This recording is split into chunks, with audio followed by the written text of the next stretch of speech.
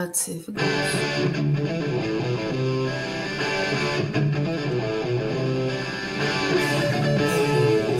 Here we are again for another episode of Outdoors People. First, there's me, CW Getz, and her, Maya Marzaki. Good evening. It's Wednesday, February 12th, 2020. Look at this. I have 2024. I need to change that because I will read that someday. But 2025. Hey, it is a 26 degree. That's -3 degrees Celsius, kids. Snowy day here in north central Illinois. Now, I will tell you, they predicted 4 to 6 inches of snow.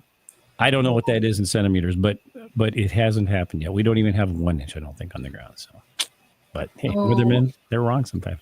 Most of the time, they'll all hate. Most of that, yes, hate right. Mail. Yeah, absolutely. How is it down there in Brazil, Maya? Maya Marzaki.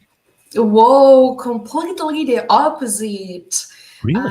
We are in the summertime, so it is pretty hot. With 79 degrees Fahrenheit for you guys in the United States. Wow. And for the rest of the free world, it means 26 degrees Celsius, the weather that you love. I think that's beautiful. That's perfect. Yeah. 79, 80 degrees is between anything 75 to 70, 75 to 80 is fine. It's perfect. So, yeah. I'm in with that. How do you feel about that? You're probably hot. Yes, I am. Yeah. Right? Yeah. I love it. This is why you're my co-host, man, because you got that kind of sense of humor. I love it. Everybody else is way too serious for me. You know, it's funny because my wife is waiting for the snow and is like disappointed every time the weatherman is wrong, which is most of the time. Oh my gosh. And you are happy when it's not snowing. Well, yeah. She's excited about it. That's pretty much the score right there. I mean, and I understand where you're coming from. But me, if I never see another snowflake, it wouldn't hurt my Because, it's not something that we Brazilians see every day. Snow is something new for us. Yeah. So always we get excited when we see it. Absolutely. So how many days do you see snow? How many days do you see snow a year? In Brazil? Every day, but like never. On the 12th of never. Yeah, I love that. And I hope it will still like that, because if it changes, like it's the end of the world. Yeah, that's going to be a problem. I can see that being a problem. It did that in Florida, like really bad this year. And I think there was some other tropical, like New Orleans or something. And they're like, oh my God. So a lot of snow, not just a little flurries, but measurable, as they say. So otherwise you're doing good. Everything's good in Brazil. The way we left it when I left there. Yeah. Oh yes, yeah. We have all the same political problems, but you guys as well. So you know what I mean. Well, I'm glad things are going as scheduled, I should say, whatever that means. Right. Oh, all right. Well, let's meet tonight's guest, shall we, Maya? Yeah. Okay. Well, 40-year-old Polish Jiujitsu coach, personal trainer, self-defense instructor, and yoga instructor, Joanna Zabronovich. And I'm going to do this the way she taught me. Zabronovich, I think. I hope I didn't mess it up. Was also a bouncer while she was studying in London. While in college, she earned a bachelor's degree in tourism and a master's degree in phonetics from University College London. However, in 2017, Joanna made a life-changing career decision to pursue her dream of having a career in martial arts. Joanna has held the titles of Brazilian Jiu-Jitsu World Champion, European Champion, and Grand Slam Champion from 2017 to 2018. She's currently a Brazilian Jiu-Jitsu instructor and the author of a women's self-defense book released in 2024 titled She Fights Back, Using Psychology of Self-Defense to Reclaim Your Power. Or the nose or the chin. So you're aiming for this chin elevation on them. Boom. All right, so let's try it out. I hope she didn't run away. Hi guys, I'm Joanna from Elevate Martial Arts and Strength. The wall, and we're gonna take 3 sprints. You guys want to go first? Touch the wall. Way! Nice. Cheater! Control your personal space, okay? So you're ready? I want to hear it. Let's go. 1, 2, 3. Ready, steady, go. Back off. And today we're doing a self-defense class for women to teach them the awareness tactics, de-escalation, and basic blocks. And the reason why I want to move around her, in self-defense, we never go square. Because when you're fixated on the square, you don't see what's happening around. And you don't recognize where's an exit route. I'm going to start wrestling in a moment. I can see it. All right. It's absolutely crucial for every woman to know how to defend herself, and also just to be aware of the surroundings of potential threats and what can be done in dangerous situations. So you're just going to block from inside. 1, 2, like this. So if she goes this way, that's it. Here, and then the other side is going to be, that's it. At the same time as I block, I'm going to use offense with the right hand palm. So the palm is going to go upwards. So start really slow. You do slow motion. 1, 2. Nice one. Right in the jaw. We're running every Sunday at 10 o'clock. It's a 1-hour class and everyone is welcome. We call it bear hunt. So either holding from the side, from the back, okay, to take me away, or even if you're thinking about close distance, going for things like the chokes. Great opportunity for any female to come, whether a teenager or an adult. So I put the pressure on and now I have to strike. 1, 2. So try to use making sure you're not going to fall to the floor. Right. Yeah? See us next week for more. Wake up.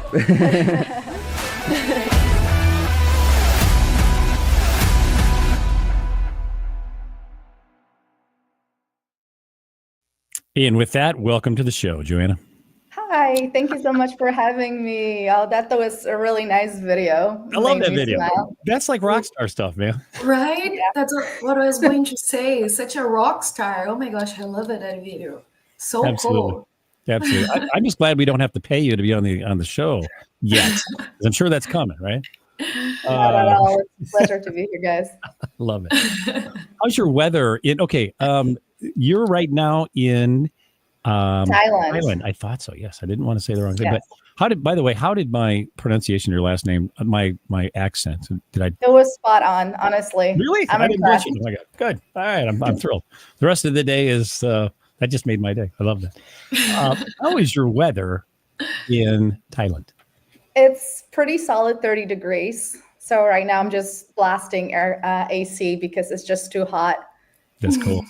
We don't hear your air conditioner, by the way. You were concerned about that, but no, I don't hear anything. Do you hear anything, Maya? That's good. No, That's I good. do not. I just hear Led feel Zeppelin. jealous Great. because I do not have one here. So Are you sweating profusely? I love it. All right. I just hear the Led Zeppelin in the background, Joanna, but nothing else, and that's fine, actually. Yeah, let's crank that up a little bit.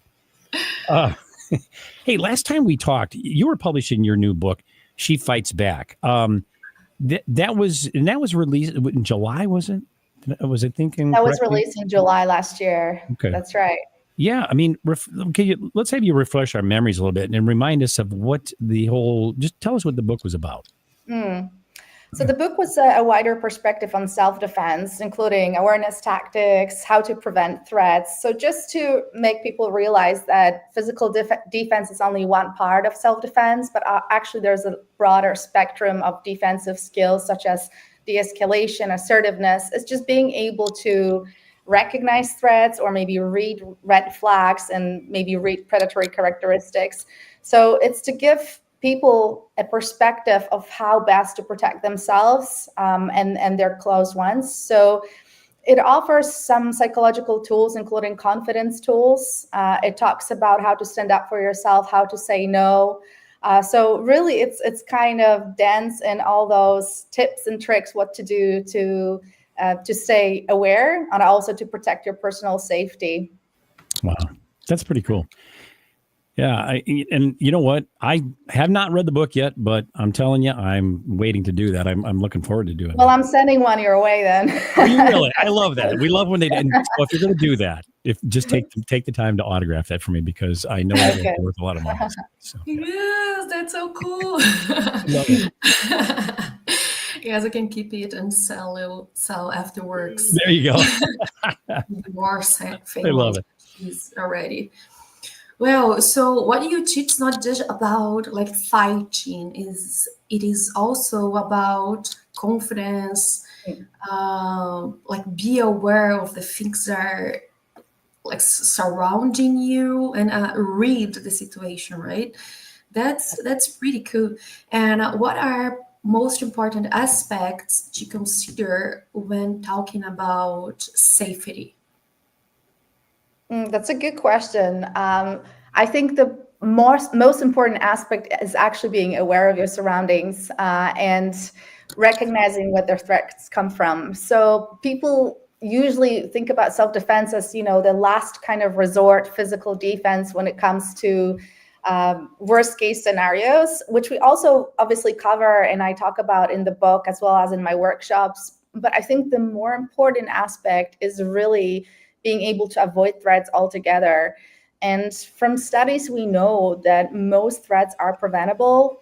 They usually happen in isolated areas, for example. So just by avoiding these situations, you can already, start kind of diminishing your chances of becoming a victim. So it's really all about, like you mentioned, reading your surroundings, knowing where you are, who are you with, and whether you have the skills to take the situation into your safety zone, meaning that you have the correct verbal responses or correct assertiveness tactics to be able to potentially de-escalate or turn the situation around and perhaps escape the threat altogether. And this is probably one of the best things you can do for yourself, is just to remove yourself from a scenario that could be potentially threatening for you, because that altogether is just scrap. It takes away the situation if you can escape before it gets to that physical, one-to-one. I was thinking about that, and I've always heard that is like, hey, listen, you should avoid the I said we learned this in firearms safety. You want to do everything you can to avoid having to use that pistol and or that lethal, means, I guess, of self-defense. And I'm guessing that's what you're kind of directing toward. You're directing toward with, how do I say it? Fighting back, I guess, right? Mm-hmm. That's it. So there's a big difference between martial arts, as we know them, and self-defense training. So self-defense training is catering for the layperson. So an average person who's not a trained fighter, who's not a competitive athlete, who only has this many skills, physical skills, if you will.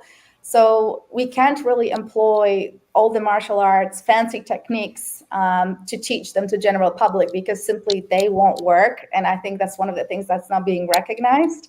Yeah. And there are still schools that teach really, really complicated movements or even sequences of movements to general public.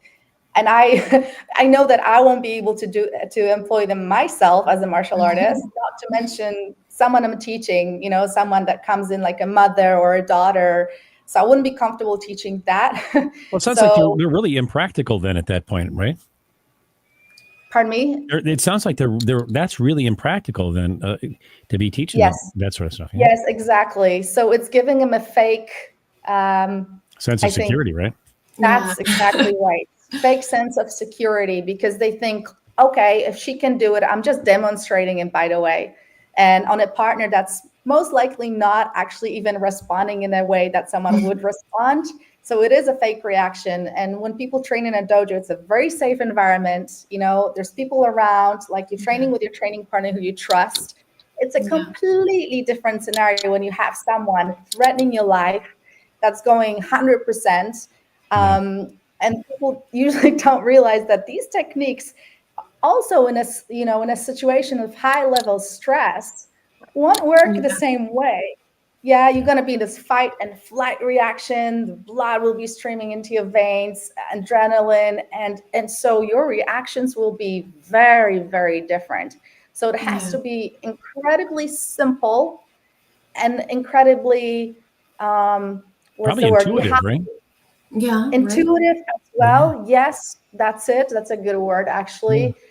Without overthinking. Oh, I'm just going to do this fancy move. It has to Get out your instruction book and start reading away. Yeah. Do like kung fu like the movies, right? It just simply doesn't work. So a lot of the times when I see, schools teaching certain movements that are kind of look like Steven Seagal-ish movements, when you twist the wrist and things like that, it has absolutely zero applications for a lay person. If I took you, Maya, and just asked you, take this 100-kilo guy and bend his wrist like this, and he's actually actively attacking you, like, you can forget. Like, it just simply won't work. So it's I love that.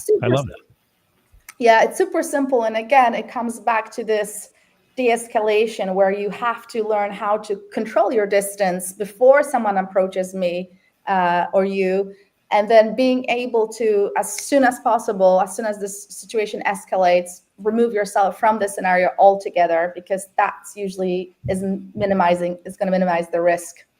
Yeah. Wow. Yeah.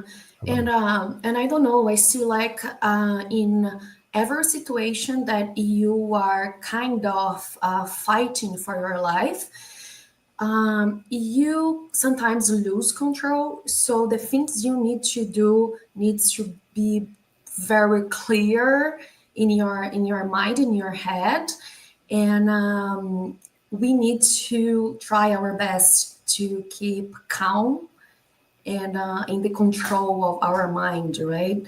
Because like I always hear the same things in all sports, in all for example, in climbing, we do very like simple techniques because we think like that. Okay, if something goes wrong and my life is in danger, I know exactly what to do. Like two things, and then I will be safe.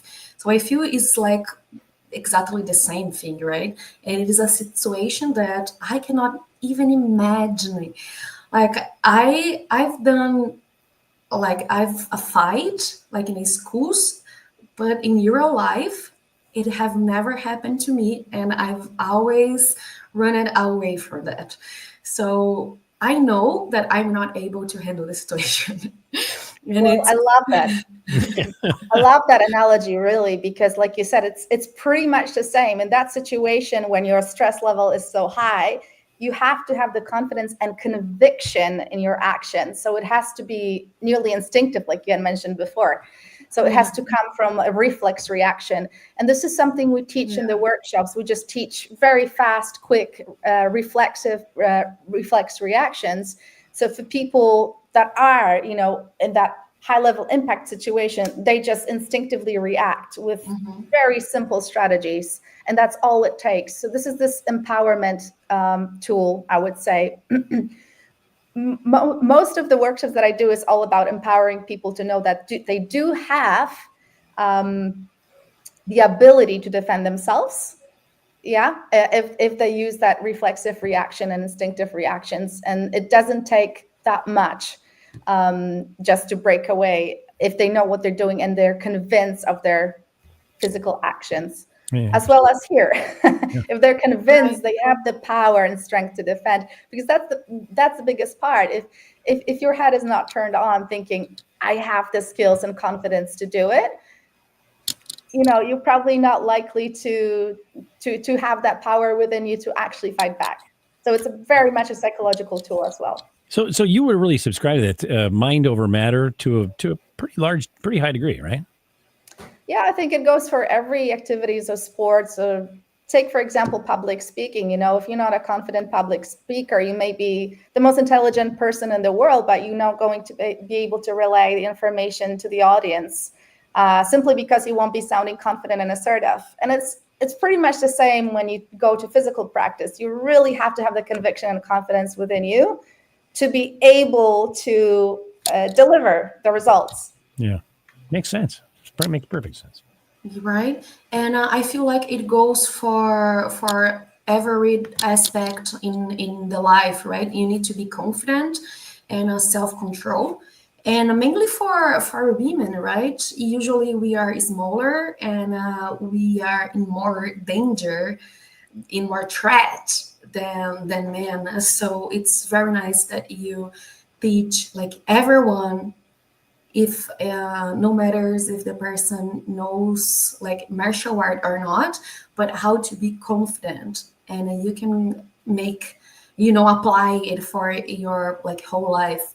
And talking about women and safety, you founded Women's Self Defense UK. Is it a school where you teach these safety skills? That's right. It started as a school just to teach people practical skills. So we were teaching purely self-defense as it pertains to the practical aspect of it. So blocks, strikes, ground control. But with time, I understood, and with my own experience as well, that self-defense is not just about a physical defense. And that's why I decided to write the book. That's why I decided to incorporate a little bit more in the school, and now offering certification courses in self-defense that include materials that people have to learn. So they have to study a little bit more about threats pertaining to their particular area they live in, understanding threats, where they come from, what are the red flags, what are the predatory characteristics. So it's a wider spectrum of tools for them to understand how threats come about and what best to do to prevent them. So we study these. We study also body language. We talk a lot about who are victims and how victims are picked. So one of the best preventive strategies is just being, like you mentioned, having that confidence within you, within your body. Exuding confidence is also like a first, I would say, step into reclaiming your power and being able to avoid situations where someone's going to target you because you look vulnerable. And this is not to say that we have to constantly, walk with the chest up high just to be able to avoid threats. But if you're walking in an area that's potentially dangerous and you don't feel perhaps that confidence, sometimes faking that confidence can already make a difference between falling a victim and not falling a victim. So just having that understanding. So at this stage, yes, I teach physical workshops, but I also provide people with the tools to learn more about psychological aspects of self-defense, about confidence skills that they can practice. There's also environmental awareness exercises in that course. And altogether, it creates a comprehensive program for people to kind of, when they finish the course, they have a confidence that they know a little bit more than just like, okay, how to physically react, but they actually have a wider understanding of what they can do in terms of personal safety. Wow. That's so cool. That's so impressive. I'm looking forward to see your book as well, because as I told you before, we can apply that in any aspect in your life, right? And mainly here in Brazil, you've been here in Rio de Janeiro, right? You saw how dangerous it is, how it is wild for women, and here we learn in the hard way.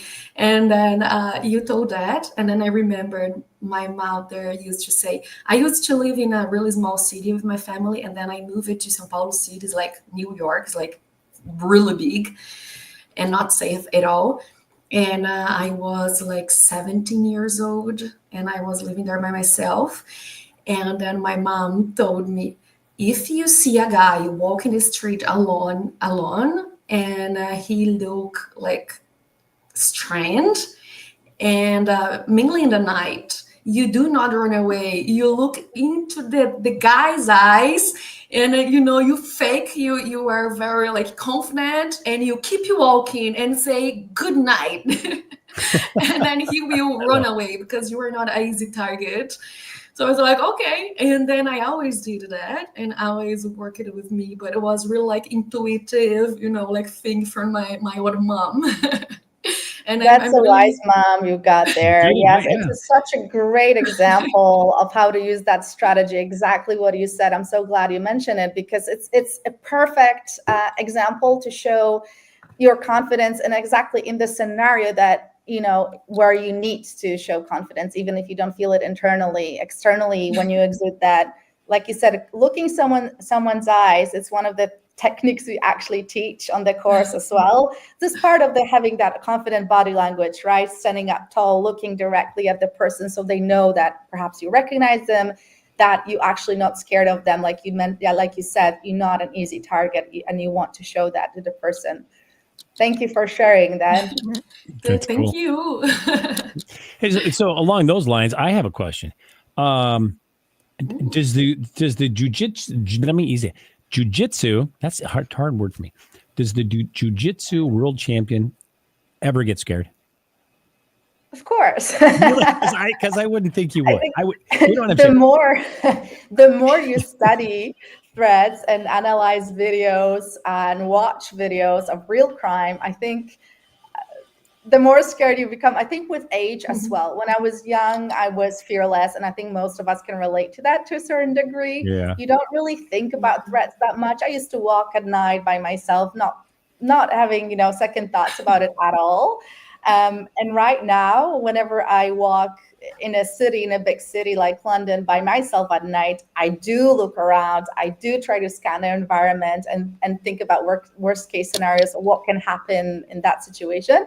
And it used to be the case for me at all. But I think, yeah, the more you're the world champion, jiu-jitsu world champion. I mean, I can't even imagine how you'd be afraid of anything. It's actually, I think it's got to do with weapons and when you're surrounded by a group of people. So you have to also understand that, when it comes to one-to-one, I've been in that situation quite a few times, but the scenario changes completely if the person has a weapon or if there is more than one person. Yeah. So that also makes you aware, like, hey, yeah, I may be trained in martial arts, but if someone's throwing a knife at me, what are realistically my options? Because I may just run away in that situation. It's probably the safest. You'd be pretty wise to do it. Right? You are not immortal, right? You know techniques, but something bad happens anyways, right? Yeah, I don't even think absolutely right. I don't even think Arnold Schwarzenegger would stick around for that fight if there's knives and things involved. I don't know. I don't know. Okay. Hey, let's shift gears a little bit, Joanna. How about, what have you been doing? What is going on in your world, in your life, since last time we talked to you? Because you were not in Thailand at that time, I don't believe. And, what anything changed? Or what's going on with you? Mm-hmm. So I've been in Asia for the last 2 years, but last time we talked, I was in China for a while. I was in China for a few months. There you go. That's right. That's it. Well, specifically not China exactly. I was in Hong Kong. Hong Kong, Hong Kong for about 5 months. And then I came back to Thailand. That was not really a city I was happy to live in, as you can imagine. Nowhere near as much nature. It was, a big city life, so skyscrapers, a lot of pollution. And I had some health problems, which I will get onto a little bit later down the line today. There we go. So I decided to move back to Thailand. But it's been 2 years that I'm now in Asia. Back and forth between London and Phuket right now. So I am still running my business. I'm actually recruiting more trainers. So if anyone listening to this living in London, I am recruiting trainers for personal safety and also self-defense training. Yeah, there you go. But here in Phuket, I'm just, kind of living the life, running an online business too, and training. So I've been trying to train. And you probably know where I'm getting it with this, but there's been some issues. I think so, yeah. But yeah, pretty much working remotely and training jiu-jitsu and Muay Thai here in Thailand. But yeah, I had some ups and downs due to health issues. Should I actually get onto that already? Well, you know what? Let me see here. I've got some notes. I think we got that later coming up because that's one of our questions. So I'm going to perhaps talk about pros and cons of maybe living in Thailand. Since that was my next thing. You got it. Quite some time. Yeah.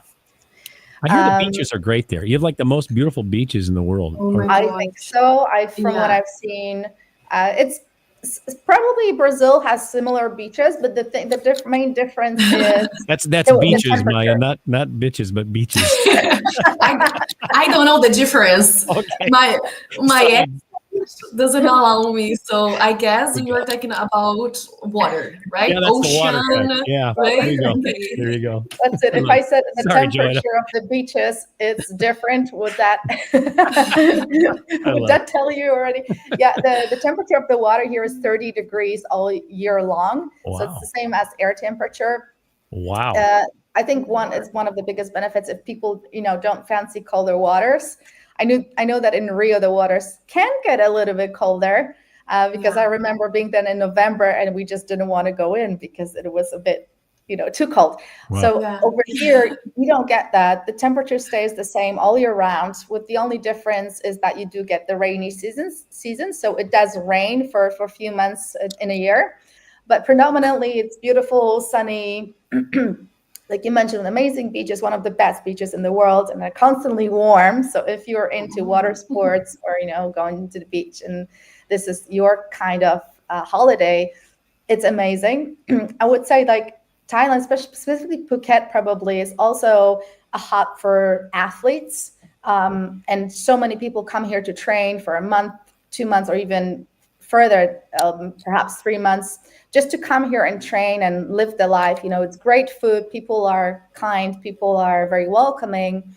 I think one of the best things here is also the massages. So you can get a really Oh, wow. cheap, There you go. amazing massage, sports massage for about $10 an hour. Whoa. So Wow. that's very affordable. And a lot of the athletes just do it twice, 3 times a week if they have to. Oh my gosh. So a Wow. lot of benefits. For me personally, because obviously we talked about safety, a big perk is also the fact that it's incredibly safe here. You can leave your phone, you can leave your wallet unattended, and no one's going to take that. It's still going to be on the beach when you go into the water. Really? Why? Yeah. Why is that? Why is a place? Why can they be nice in Thailand, in America? And I'm not dissing all of America when I say this, but honestly, you can't do that very many places. Yeah. I think I know the answer because it is a beautiful place with a beautiful a landscape. So people are just happy living their lives. Well, believe it or not, Maybe this is that's what it. I've really been pondering for quite some time as well. And I think I came to the same conclusion. I think from what I can see, the culture here is that, well, first of all, it's predominantly Buddhist. So in the Buddhist culture, but I guess with any religion, there is like no theft policy, right? Right. Yeah. I mean, that's The difference is, like you said, people have very little here, people aren't particularly rich, like at least most people here who live in the village where I am, but they're quite content with their lives because they have the sun, they have the food, they don't pay much for their accommodation, if at all. So they are actually pretty happy with what they have, even if they don't earn much. So there is no capitalistic drive to get more. So sometimes, I'll give you an example, right? We meet people all the time, and the Thais, they don't really have incentive to learn English that much, or they don't have an incentive to earn more, simply because they haven't been taught that, So even we, from our Western perspective, a lot of times we see the potential for them to earn more money, and we give them tips and advice, business advice, like, oh, you could do this, to expand your business. And they're simply not interested in that I love at all. that. I mean, They're Maya, not. is it not cool? Is that the coolest? I mean, wow. Right? I That's think amazing. it's also from the Buddhism background because they don't have more than they need, right? They have everything they need already. So Yeah. why more money, right? Yeah, but is there poverty there? Not that you would notice. If there is people, well, that's the thing. Like, people have coconut trees and banana trees, growing everywhere. So it's not like people will starve.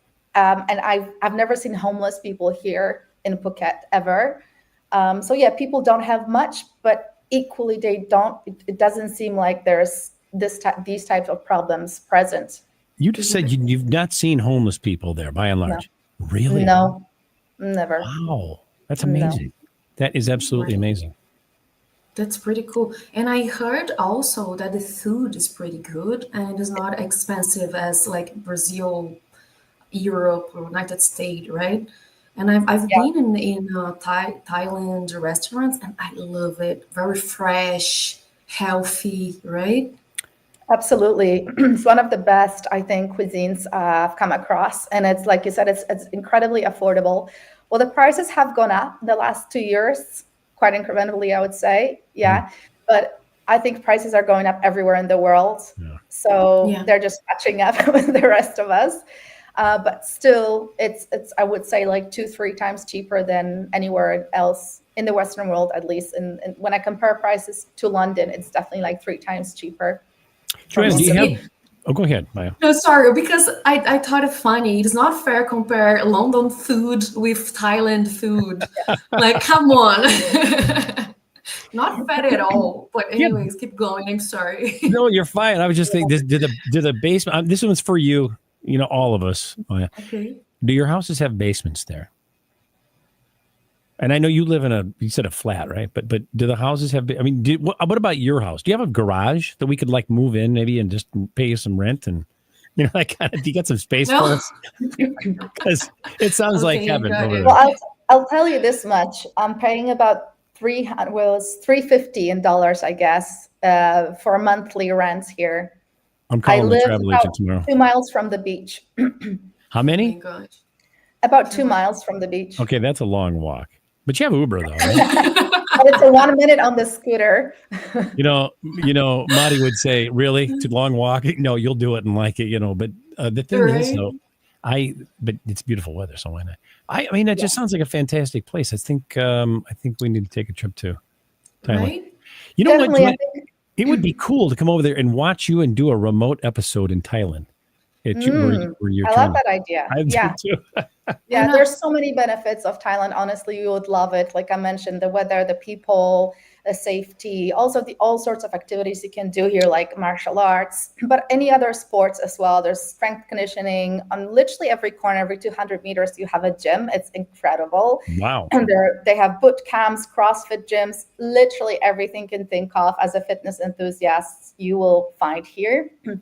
But there's obviously some cons to staying here longer term as Yes. well. Let's hear that. Yeah. Right. So if you're looking to find work here, it's not that easy. And one of the problems is gaining work permits. It takes, at least from my experience, incredibly long, and it can be a really mundane and lengthy process. Also, you have to know that most of the jobs here are restricted for Thai people, which is understandable, protecting their own market. Makes sense. So when I apply for jobs, like there is no feedback at all. There's like just no one getting back to me with any of the job applications I Yeah. applied for. Forget about it, right?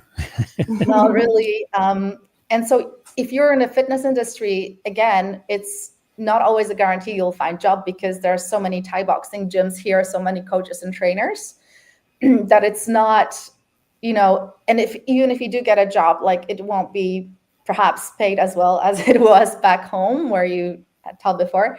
So yeah, I think a lot of people will struggle to find work here. I certainly did for a long time. So unless you specialize in something like perhaps a black belt in Brazilian Jiu-Jitsu, it's really not that easy with jobs. And also the second part for me personally, and I think I can talk for a lot more people who've lived here, is that the tropical diseases can really get to you. And people coming here, to have fun, to enjoy Thailand, don't really realize about the dangers of health issues they can come across. And the one specifically I wanted to talk about is the staph infection. And this is something that pretty much every tourist, I can guarantee, will get if they get involved with grappling or MMA training over here. And I think this is a topic that isn't talked about enough. And I certainly didn't know the dangers when I first came here. I didn't know the dangers second time I came here until I started living in Thailand. And then I've got probably in total seven staph infections in the scope of 2 years, which completely demolished my immune system and created a lot of health problems way down the line. Yeah. Hey, let me ask you this. So if that's the case, then sounds like it's kind of a challenge it was a challenge for you to go there and say, okay, I'm going to be an instructor. I'm not guaranteed this, or maybe it was difficult. But you came back because obviously you had something established, but it was difficult doing that, establishing that. Am I correct? Yeah, if you're talking about work, for sure, yes, it's hard to reestablish yourself, especially if you don't have a long-term job opportunity and work permit, like I mentioned. So it is kind of starting from scratch when you come back. Yeah. Yeah, but also, I was kind of hoping that I wouldn't get the infection again, and it just was on and on without stopping. So I think it was probably the biggest obstacle for me personally, was exactly getting the staph infection just over and over again. And just blasting your body with antibiotics every month or every second month isn't really going to do any good for you. And I think one of the things people also don't realize, like once you get staph infection, it goes away, everything is fine, you've cured it, but it has a knock-on effect on your immunity, and it can also cause a lot of other problems, especially for females. I think 1 in 3 females, from what I was reading, will get other side effects after that antibiotic treatment. That can include bladder infection, fungus infection, and all sorts of other, diseases, if you will. But so it is a kind of a long-term problem. It can definitely become a long-term problem, not to even mention gut health and what it does to your gut. To constantly blast your body with antibiotics. So there's all these things I think everyone should consider before coming here, and perhaps using some precautions or just having the awareness what to do when it happens, because a lot of people leave it. They get the stuff, they go to the pharmacy, and they just try to take some ointments to put on their skin and thinking that it will resolve the issue, but actually it can get way, way worse. Yeah. And so, okay, well, you know what? Since you brought that up, let's talk a little bit about that. You had, I'm reading now, you had a scary incident happen several weeks ago. Yeah, you've had this before, I'm assuming, right, Joanna? Yeah. You had a scary incident happen several weeks ago, and we have film, Maya. We have film on this. Like the news, film at 11. We have. Put your kids to bed. No, I'm just joking. It's not that bad. Can you share with us, what is staph infection and why is it so dangerous? And tell us what happened, and don't leave anything out. Tell us what happened to you. Yeah, that's very important to talk about, because people talk loads about Thailand and how beautiful it is, but I have never heard those not good things that you are sharing. So that's pretty good. Yeah, I think people like to leave the scary stuff behind, right, and live their lives, which is understandable. But I think it's so important to realize the risks. And this is an infection that can happen everywhere, not just in Thailand. But I think Asian countries specifically, if you come here as an expat, as a foreigner, your body, it just doesn't have the same immunity or the same reaction to that bacteria. Oh, wow. So Staphylococcus is a bacteria that lives in our body. We have it naturally, but when it colonizes, it can become life-threatening. So some of the symptoms will be like noticing sores on your skin where there's abscess underneath the skin. There is redness around the spot. It might look like a pimple, and actually it can come about from a mosquito bite. So there is a picture that I think I shared with you where I had about 5 or 6 mosquito bites. That's the last one I had a few weeks ago. Yeah. So this is what it will look like when in the worst case. Wow. Well, not the worst case, but like if you leave it for too long, if you don't treat it with antibiotics soon enough, you'll need a surgery probably on it, because the doctor will need to open it, drain it, take everything out, and you may need to repeat it multiple times until it's cleared out. Can you squeeze that thing like a big zit? Yeah, that's it. You can, and you should, but at one point, the hell? Yeah, it hurts like hell. But look, I would say Oh, if you my have God. something like this, just go directly to the doctor, and a good one as well. Or Because to the bar, because, no, sorry. well, that's the thing. Like the local The doctors doctor, will then the bar.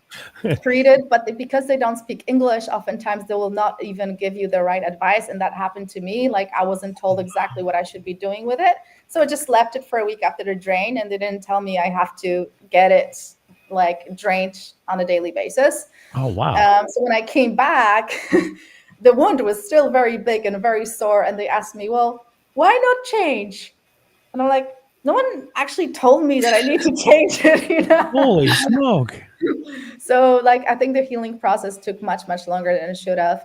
So yeah, for first line would be just directly to go to a proper doctor or proper hospital to get the treatment, to get the right round of antibiotics. And the thing is that the doctors here don't really have a tendency to get a swab test. So what they do with you is that they put you on any medication that they feel applicable. So any sort of antibiotic they may think will work for you. You mean they And don't really know? no, so the I mean, doctor here told me that it's empirical practice. So meaning that they will just throw an antibiotic and hope for the best see what happens. and see what happens, right? And all of the doctors kind of refused me a swab test when I asked for it. So like, no, you don't need it. Just take amoxicillin or like any other, for a few days. And if it doesn't get better, then we change. Oh So my gosh. that also happened to me. I kept changing the antibiotics, and I don't think it's a good practice to do that. No, because then antibiotic is stop working, right? If you like took Yeah, like there's some studies showing that the bacteria may become resistant to the antibiotic as well. There's a lot of contradictory studies. I've read too much about it, honestly. Like my head was exploding by reading all the research. No one Meanwhile, knows for you're sure. dying. You're almost dying, Joanne. Yeah, but the one thing I know for sure is that antibiotic treatment is actually really bad for your immune system in the long run. So that's my major concern, because it treats the bacteria really well most of the times, but it can destroy your gut health if you take it for too long or if you take it too many times, right? So this is exactly what happened to me. I was just taking it on a monthly basis, and my body just couldn't handle it anymore. And as you know, it destroys the gut bacteria, the good and the bad. And when it destroys the good bacteria, your body just doesn't have the same immune response. So when it keeps happening, you constantly kind of push down your immune system. But let me talk about like potential worst case scenarios as well, because I think it's important for people to realize why they have to go to the doctor immediately. It's life-threatening sometimes. So depending on the type of strain of staph infection that you get, it can go into your blood, it can go into your bones. And if not treated correctly instantly with the right antibiotics, it can be lethal. It can cause sepsis, systemic failure, and basically can lead to death, or removal of your bone, or even a limb. God forbid. We had a friend just visiting us not long ago, and from Kosovo, and after a week, he was here only for a week. Imagine training grappling, right? And Art noticed something on his leg on the day of his flight, or the day before his flight. And on the flight, his leg just became massively big, it just went into the blood. And as soon as he arrived in Kosovo, went right to hospital and spent 1 week on IV antibiotics. And, thank God he had the correct treatment, where they took the swab, they did like tests, like C-reactive protein later on. And so he was diagnosed what type of staph it was and treated with the correct round of antibiotics right away. So it saved him, but it can be really, really dangerous. Very fast. It can go really wrong. Whoa, that's bizarre. And I was thinking, for diabetic people, it can be even worse, right? Because they don't like regenerate like regular people, right? I think for most people with any other condition, it can be worse. Yes. Oh my gosh. So Definitely. are they not able to pinpoint, that's not the word I wanted, but for layman's term, pinpoint the type of staff over there in Thailand or what? Because they were able to do that on the plane, obviously, for that gentleman. Yeah, I think it depends on, they look at the symptoms. So if they see a sore underneath the skin that's just becoming inflamed, but there's no other symptoms in the body, like indentation marks, so your skin becoming like going inwards, they just assume is the standard Staphylococcus aureus, which is the most common strain. So they just diagnose it as such and give you the round of antibiotics that would actually treat that particular stuff. But if there's other symptoms, then usually I would assume, hopefully, they will take the swab because they know it's something more dangerous. What type of antibiotics were you on? I should say, which ones did you try and which one finally worked for you? No, I think I've tried them all. like a buffet, huh? Yes. I also realized some of them are, I'm sensitive to some, like amoxicillin causes nausea and vomiting. So I think everyone is different, and antibiotics may work differently on different people. So I wouldn't advertise a particular type of antibiotic here. I would literally just advise people to go to the doctor and have trust in the doctor that they will prescribe the correct one. Wow, that's quite a story. And now this is not the first time you've had staph when you've been there. You said this was something that was not reoccurring, but I guess it had. But it's not like, the two were not related to one another. No, there are studies that actually show that once you've had it, you're more prone to getting it again. That's what I was wondering. So that is the case. Yeah, it is the case. It's not understood why exactly this is happening, but it's been proven with they run some stats. There was a study, and they said, once you get it, you have higher chances of getting staph again. Yeah. Interesting. Whoa. Yeah, there's something else like that. I forget what that is, but if you get it once, you're prone to round 2 and 3. Yeah, interesting. That's kind of scary stuff. Hey, kids, this is our favorite portion of the show. Maya's favorite. We get to look at some pictures and photos that our guests sends us. So let's take a look at some photos, and you'll tell us what we're looking at and do the show and tell thing. How's that? Let's see the real rock star. There we go. And there's the book. I love it. That's so cool. That was during my book launch last year, actually. I was just going to say, the release party, launch, yeah. Yeah. Where was this at? It looks like a cool place. That was in London. Yeah, it was... See, how they do the indent in the wall, or that recess in the wall with I love that. They don't do that here in the States too much. Like with the flowers, or the flowers. Yeah. Those are cool. I don't know. They put a light on it. It's cool. It's like, we don't see that here. I don't know. Not in farmland where I live anyway. We don't see that kind of fancy. It's very cool. You look very nice, by the way. Oh, thank you. Yeah. So fancy. Yeah. Well, one of the things, one of the things I didn't mention, but through all these, health problems, I actually lost so much weight. So I do look quite skinny in the photos. Really? How much weight did you lose? 5 kilos, but it's purely a muscle that I lost. Yeah, so it's really, if you had seen me, working out quite intensely before, you probably would have noticed the difference. I mean, you're not a large woman per se to begin with. So for you to lose, what is 5 kilos in pounds? Somebody help me. It's like 10, 11.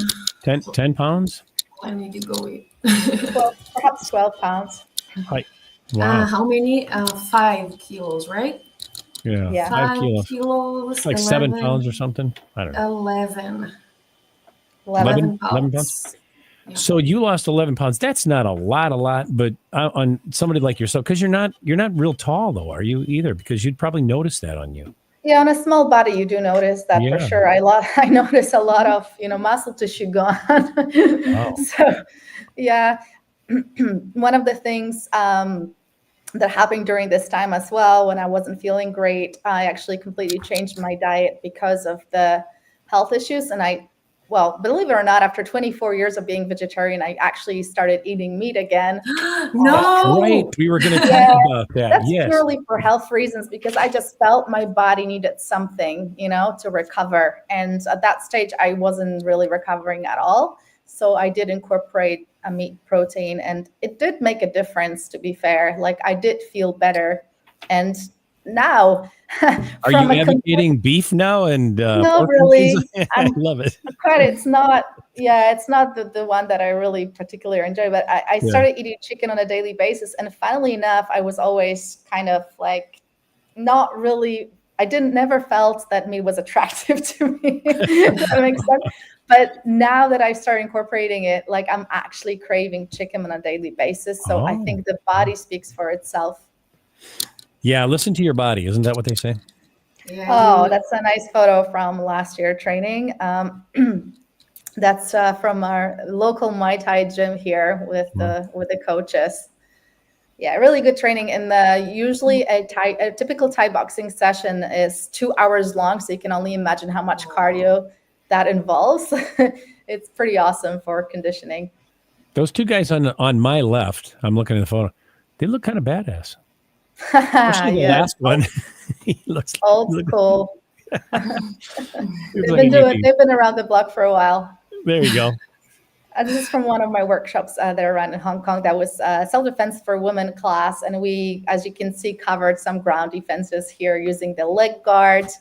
So this is nice to show to women, because I think they always think about themselves as the smaller and weaker, which is obviously, like, if you can imagine threats coming from males, it would be the case. But here I just demonstrate that actually legs have so much driving force and power that you can use your legs to defend yourself, specifically from the ground as well, to use it as a shield, as a block, as to control the distance, but also to push someone away, take them to the ground, and strike. Interesting.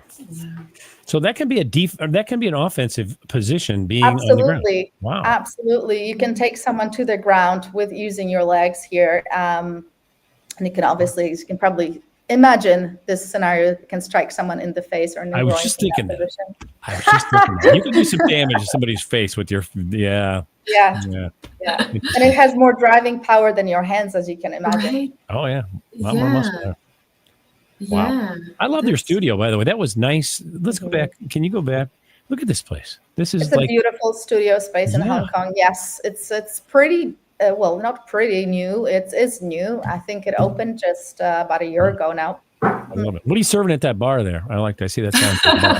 Yeah, believe it or not, there is a beer dispenser there too. Oh, wow. Didn't expect that. That's cool. Oh, wow. I thought it was like a juice bar, but no, that's cool. If you're serving beer, I'm all in. This is our previous gym. It doesn't exist anymore, but it was, I think, I don't think I know. It's the most beautiful gym I ever worked at. It was called Temple. It was on this beautiful hill. It was a resort that looked like a Buddhist temple, and you had to climb up to get there. There's no way to drive. We weren't allowed to drive up. So you had to climb over to get to that spot. And you can't see the background really, but it was overlooking the sea and the lake. So it was just magnificent. How cool. I'm just noticing these, and they're not machines, but they're not stands. I don't know what we call them. But the equipment, it's made out of the same stuff. We used this when I worked for Illinois Department of Transportation. It's the stuff with the holes in it. And I love that. It doesn't have to be fancy, super expensive stuff to do the job and or say a big brand name on it. So that's so cool that they utilize things like that. I love that. Yeah, absolutely. Squat rack isn't too hard to assemble, I would imagine. Yeah. Yep. That's so cool. And this is our local beach in Nine Harn. Lovely views. You can't really see the sea from here because I think the light was going in the wrong direction. But I was just posing for one of my yoga pictures. What is that thing? Is that like a meteor or something that fell down from the sky? What is that? Oh, it's just a rock. Oh, it looks like a some meteor rock. or something like that. The Earth, I love that. It is a big turtle. That's it. Yeah, I like that you guys imagining something else. Oh my God. This is the day when I got graded to my second Dan degree in Brazilian Jiu-Jitsu by Roger Gracie. That was in London, a really nice day. So as a black belt, you keep getting promoted. It never ends. So every 3 years as a black belt, you get promoted to another stripe, which is the Dan in other martial arts. Interesting. So when I was in Hapkido, you'd get like the degrees, different degrees of your black belt. That's it. Yeah, similar.